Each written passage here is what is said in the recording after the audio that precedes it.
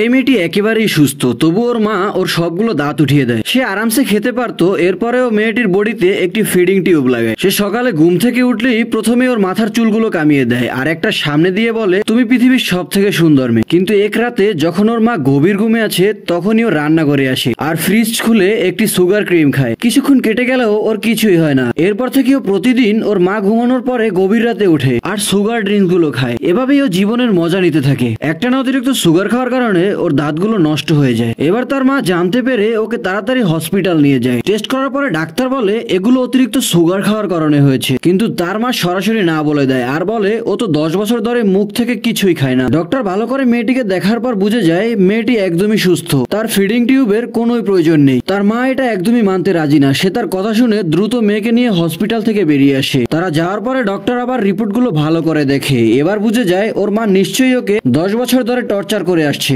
Doctor দেরি না করে চাইল্ড প্রোটেক্টর সার্ভিসদেরকে ফোন দেয়। তারা মেয়েটির বাসায় পৌঁছানোর আগেই তার মা তাদেরকে দেখে ফেলে। এবার সে ফেসে যাওয়ার ভয়ে মেয়েকে বাথরুমে নিয়ে যায় আর একসাথে কতগুলো ঘুমের ওষুধ খাইয়ে দেয়।